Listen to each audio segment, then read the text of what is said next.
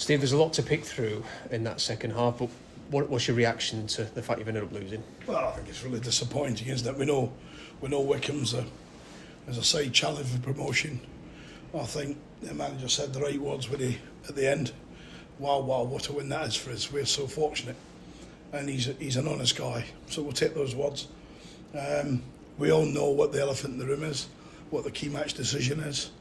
It's the goal that we score on 85 minutes that gets ruled out. Now, having watched it back, do I see a potential handball with Johnson Clark-Harris? He's up there, both arms are up, it does hit his arm. And maybe in some days that's a foul, maybe some days it's not. Johnson puts it in the net, referee gives the goal, and then the fourth official from 60 yards said it's clear handball, deliberate handball. Well, that's what I've just been in and spoke to him about. But that's the killer one, and then we got undone by a corner. I think they walk a routine with the block Dylan Phillips in, and then I've got no concern about the third goal because we've gone 5 up front. We're trying to push and equalise. Some supporters didn't seem to understand what we're trying to do then, why we're light at the back, and but that's my recollections. Plus, when they equalise, it's poor play by our two centre halves. He goes between our centre halves in a simple cross that we should deal with. Is that the toughest thing? I know the obviously disallowed goal is something that you've just spoken to the officials about, but you controlled that second half. You've gone ahead, and then two defenders who played well up until that point have given away, like, not just them, but the goal conceded is very avoidable. It's an avoidable goal. It won't be the first time. We've always said we signed Sean Raggett to be a big presence and win headers and command our box, and he's played 11 games. That's hard to take, and Zach Jules has to come off because he's filled his hamstring. So I think everyone knows that Adolphin's not a centre back for me. He's further forward. And Cameron Humphreys is further forward as well. So, but they competed.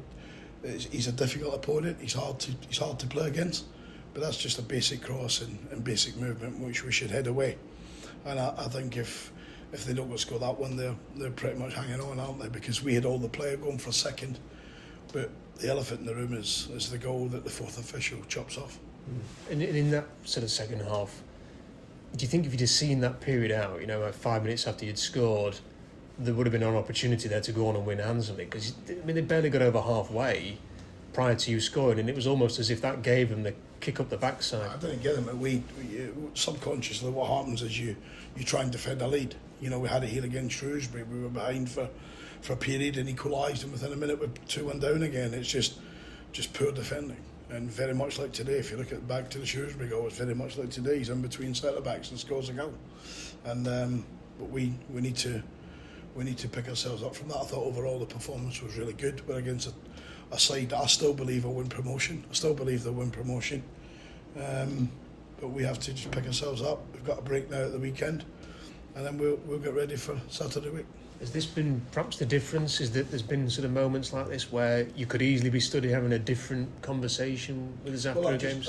I've just had our chairman in the office, and he said exactly the same thing. We look at big moments, big games. We look at Reading. We look at Wrexham away. We should take points. We look at games here where we dominate. We give away silly goals, and whilst we struggled at times to score goals, it's just bad goals. When we give a goal away, it tends to be a bad goal. So if you look at their two goals, a simple header in the middle of our goal, and the second one's from a corner that just gets headed in from half a yard to an empty net. So I'm not concerned about the third goal, but I'm not going to fault the players. I think the game plan largely worked tonight. We had to at times keep the ball more than we'd normally keep along the back because of the system they deploy. They almost play 7 across the back, so there's very little space. Because suppose the first half say get it forward, but there's no space if you're the boys on the pitch. So I thought they showed a real good patience, a real good control. But I think the Rotherham United fans in the main will go home tonight and think, well, if that's a promotion team, we've got a lot to build on. And finally, is there any idea on how bad it is with Zach Jules, given he was forced? He just felt his hamstring tighten up that he'd been out with. Zach trained Saturday. When we were playing, he had a session Sunday. He trained fully with the squad on Monday and was good to go.